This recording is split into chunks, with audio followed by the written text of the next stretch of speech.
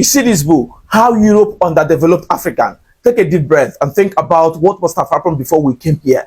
Post-Berlin Conference of 1885, Africa was balkanized by European countries for their own selfish economic purposes. How Europe Underdeveloped Africa by Walter Rodney is one book every African must pick up a copy and read, especially young people. To further whet your appetite to read this book, I'll be sharing with you the table of contents. Chapter 1 talks about what is development. Of course, you need to have a practical understanding of what development is for you to further appreciate how Europe really underdeveloped Africa. Also, what is underdevelopment?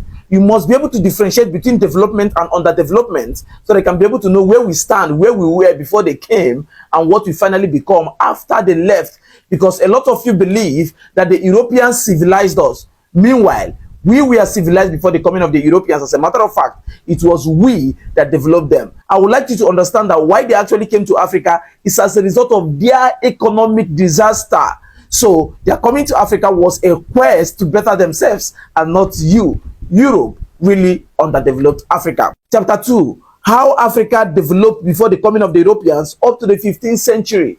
The chapter 2 of this book will give you a general overview and some concrete examples of how Africa developed before the coming of the Europeans up to the 15th century. You will not understand who were we, what were we, how far have we gone within the whims and caprices of development before the coming of the Europeans. Because you will need to look succinctly at a before Africa, Africa during colonization, and the Africa after they must have left. That is what will give you an understanding if truly Europe underdeveloped Africa, or they developed Africa as they claimed. Chapter 3, Africa's contribution to European capitalist development, the pre-colonial period. It talks about how Europe became the dominant section of a worldwide trade system. How Europe became the dominant section of a worldwide trade system. You know what the trade I'm talking about?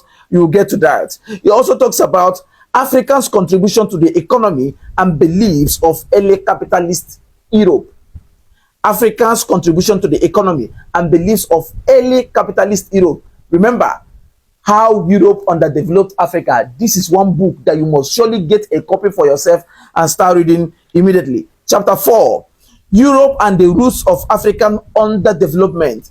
Europe and the Roots of African Underdevelopment to 1885. It has to do with the European slave trade as a basic factor in African underdevelopment. The European slave trade, the transatlantic trade, is a key factor to Africans' underdevelopment.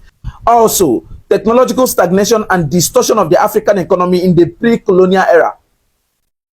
Next, continuing political military development in Africa from 1500 to 1885, and also the coming of the imperialism and colonialism.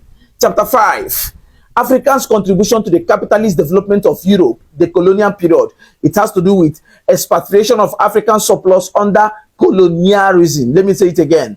Expatriation of African surplus under colonialism. It also has to do with the strengthening of technological and military aspects of capitalism. In all of these, you must agree with me that Africa was really underdeveloped by the Europeans. Chapter 6, colonialism as a system for underdeveloping Africa.